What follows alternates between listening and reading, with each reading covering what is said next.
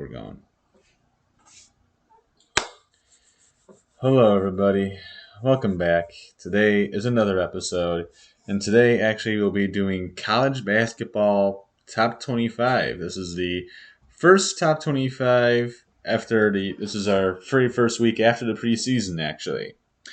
And now, if you're wondering, yes, I got a haircut. I know I look like a completely different person without a bunch of stuff all over my face and a giant mop on top of my head. So, yes, I look a lot different. Anyways. We have new top 25 out for college basketball. It's a little late while we're doing this, so if we just kind of phase out or don't really seem very loud, that is why. Anyway, number one, still Gonzaga. No surprise there. They actually beat Texas, and they have had a good start to the year. Same goes for UCLA. They knocked off Villanova at home in a very thrilling game. Not surprised they stayed where they were. Number three, Kansas. They beat Michigan State. I'm not surprised by this ranking either. Michigan jumps up 2 spots after the dropping of both Villanova and Texas because they both lost. Michigan deserves it, and Villanova dropped just 1 spot after losing to UCLA. Makes perfect sense, this top five. Yep, no big surprises here. Teams that we told them that we're going to win, they're supposed to win. They all won in the top five. So, well, actually, no, not mine. I picked Michigan State over Kansas. But the teams that were expected and favored to win, they all won, and they all did so pretty handily. Besides the UCLA Villanova game, we know that was a really good game. But UCLA dominated Villanova in overtime, at least. And yeah, everything looks fine to me. All right, forgot to put in the points there. So there's the points on the right, on the far right there for you guys. So next group of five, we have Purdue going to number 6 after, of course, a loss by Texas. Duke moving up 2 spots after beating Kentucky. That was a really fun game and just showing how terrifying Duke's team actually is. They'll be playing Gonzaga later on this year, so very excited to see that game. Number 8, the Texas Longhorns. Now, I know Texas did not look good against Gonzaga. They kind of just got throttled. But this Texas team, mind you, they have 6 transfers coming into their school. 6 transfers from 6 different colleges. They have a talented team. It's going to take a lot of time to mold a team that has 6 incoming transfers, all being top transfers, by the way. It's not to mention guys that you still already have other recruits coming in. So this Texas team is going to be very good. It's just going to take some time for this team to build some chemistry and actually mold itself together. But watch out for the Longhorns. Number 9 is the Baylor Bears. They only played 1 game. They dropped 1 spot. I don't even know who they played. And then number 10 is Illinois, who actually, we're recording this on Monday, just got upset today by Marquette. So big time development there. But for the meantime, they're still number 10. Not surprised by this either. Baylor played an FCS team, something Southwest or something. You recall from the NCAA football game, NCAA 14, how they had those FCS teams.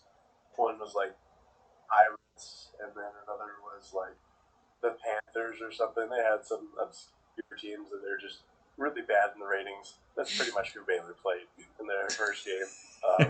Was one of those teams. They had notes. Yeah, nothing too surprising. Purdue handling their schedule well. Duke getting a massive win over Kentucky. It was a fun game. Duke, obviously, the favorite to win the ACC this year. And, yeah, Texas, obviously, that's tough going into Spokane. It's tough trying to go in there and get a win. Ask anybody from the West Coast that's had to be in Gonzaga's division in the past 10 years. Ask Villanova, who had to go on the road to take on UCLA.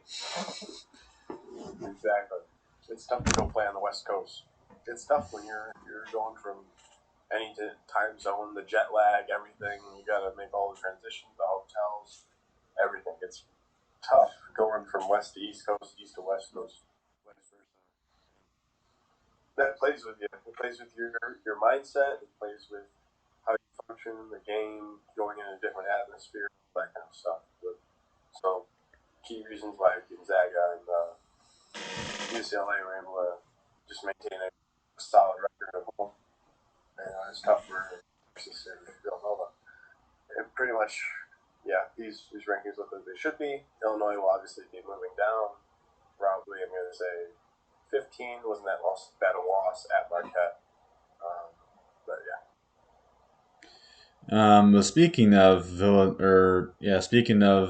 UCLA and Gonzaga, actually a week from tomorrow. Well, I mean, technically it is tomorrow over here, but a week from Tuesday will be Gonzaga and UCLA, 10 o'clock on ESPN. That is a must-watch game. If you are a college basketball fan, you need to be watching that game. Not to mention, Saturday you got Villanova and Purdue in a massive tournament involving Tennessee and North Carolina, who we'll talk about later. But a lot of good college basketball actually coming up. Of course, during Thanksgiving weekend, Thanksgiving week, there's a ton of miniature early season college basketball tournaments being played at that time. So a lot of action then as well. Anyway, next grouping here, we have the Memphis Tigers at 2-0, moving up one spot. This Memphis team has got both Jalen Duran and Imani Bates. This Memphis team is good. Look out. Number 12 is another really good team, one I like a lot, and that is the Oregon Ducks. This team has a good amount of pretty much. This is more like Texas's team. They got a lot of really good transfers coming in. Who I like a lot for them is the Syracuse transfer. Guerrier, I believe is how you pronounce his last name, but he can really play. He's out of Syracuse. You can ask Rabensky. He knows a lot about him. Davion Harmon is someone I really know. Is a player I really like a lot. Transfer from Oklahoma. Very good point guard. All around player. Solid point guard. Really good pickup for Oregon. And then Jacob Young, a shooting guard out of Rutgers. He's a good player as well. Not to mention that Nafali Dante is still with the Oregon Ducks. So this is a major league contender with UCLA in that Pac-12. It will be really fun to see those two go head-to-head against each other. Number 13 is Kentucky after their loss to Duke. You played a Duke team. Don't be too ashamed about it. Duke's really good. You're still 13th. You're still a great team. This is a solid Kentucky team. Nothing to be ashamed of. And Alabama and Houston remain in their positions at 14 and 15. Both solid teams. We'll see how good Houston really is as they'll play Virginia at home tomorrow, actually. Or we'll see how bad Virginia is. One of the two will show up. And at least Houston knows that they won't have to fly home and it won't be their last game of the season or anything. One time the plane's leaving. I think we brought that joke up every single time we've done the college basketball video. I think so. I don't know if that joke will ever die. I don't think so. They'll live in infamy with Charles Barkley. Anyway. Yeah, no disagreements. Imani Bates is a really good player. He's been a good player since I've started following him. I follow, well, not physically following him, not like a stalker or anything, but he went to high school, Ypsilanti in Lincoln, Ypsilanti, Mrs. High School. So, right, he's homegrown from Michigan.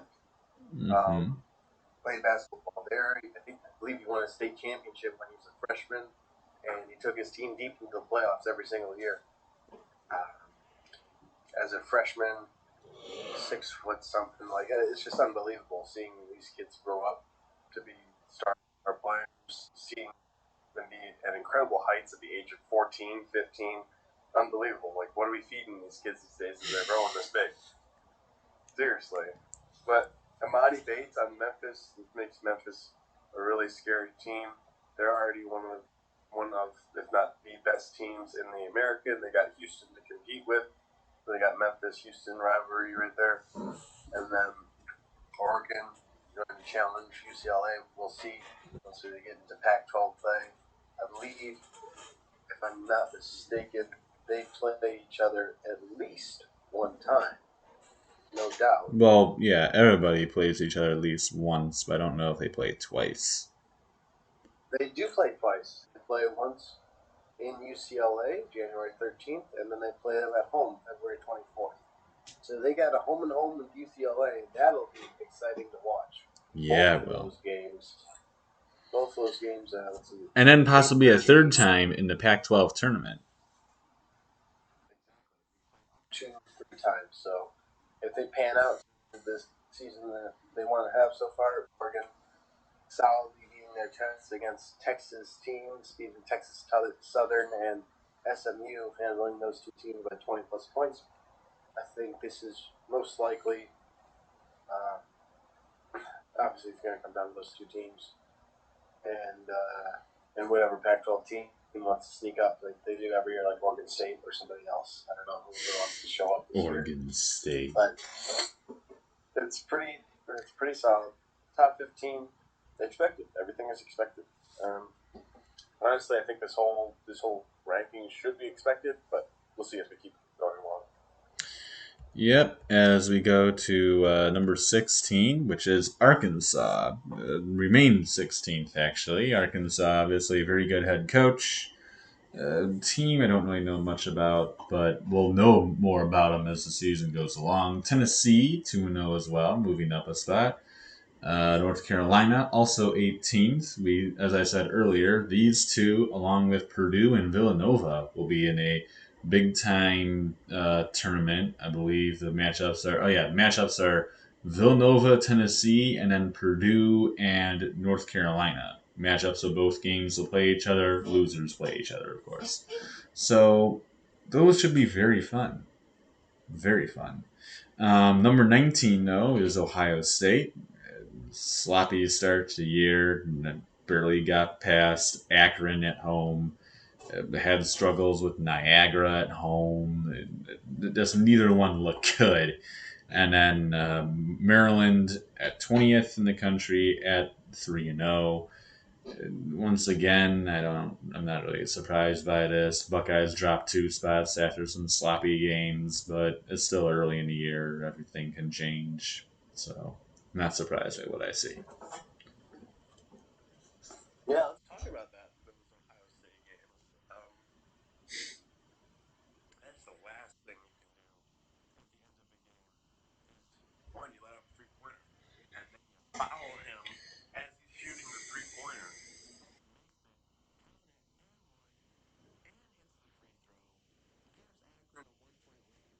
Unfortunately, Akron not known for its defense, so they give up pretty much with the layup. On the other end, the contested layup, Ohio State wins barely wins. Then if you're in a close game with a team that's known for a waterfall, with a city that's known for a waterfall, I agree. guys versus a waterfall, pretty much. Like you would think this should be no contest, but Ohio State struggled. So we're seeing early struggles. Even Liddell has gotten in foul trouble early recently. We'll see if he can stay out of it and help him out. I'm sure he'll learn as the year goes on about how he needs to stay out of foul trouble. The rest of the teams, Arkansas, like you said, great coach Eric Musselman. I've always liked Eric Musselman as a coach. The Cinderella story with them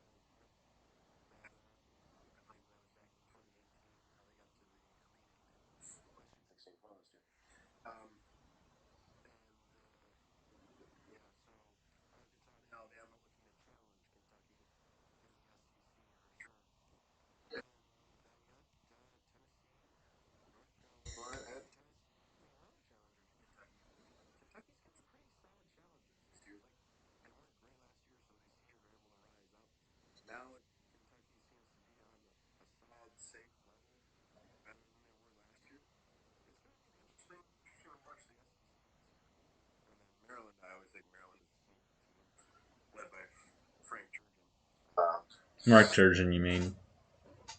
Mark. Where are we getting Frank from? I don't know. Mark Turgeon. Uh, led by Mark Turgeon. They've always got a sneaky team. They always got a couple of good centers, a couple of great 3-point shooters, and they get hot, they get streaky. They can go somewhere in the Big Ten. And of course, Maryland's team without Daryl Morcell as he transferred actually to Marquette, and but they did get Quatis Wahab, I believe is how you pronounce it, from Georgetown, and then my favorite, I just like saying Fats Russell from Rhode Island. Uh, why you? I mean, why would you call your kid Fats? I'm just saying it. If you want to call him Fats, whatever, it sounds so bad. Fats Russell, it just At least he's not overweight.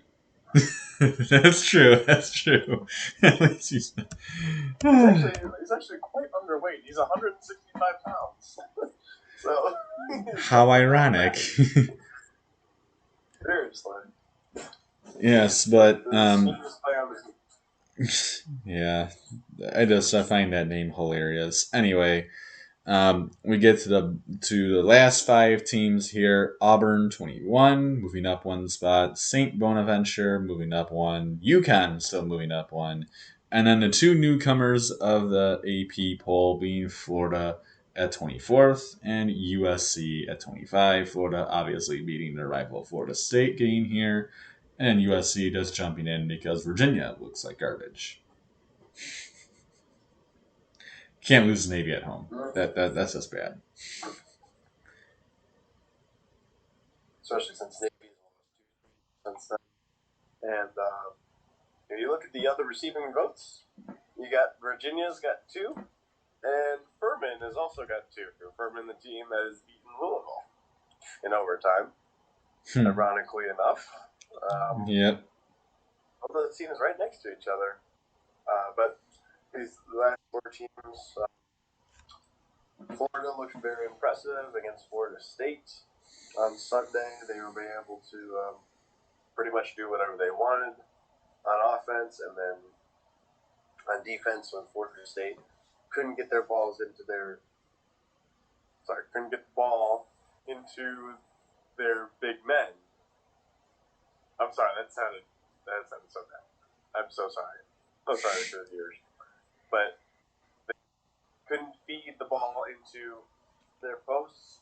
They were pretty much inept that game against Florida. So Florida exposed them, and you got the victory. We had a pretty solid victory in Florida State. So that put Florida in the rankings, took Florida State out. Pretty simple. Well done, rankings team. You got through week 1. Yes, and well, the playoff committee for football couldn't even get past the first week without all kinds of scrutiny, and they still haven't gotten past all the scrutiny.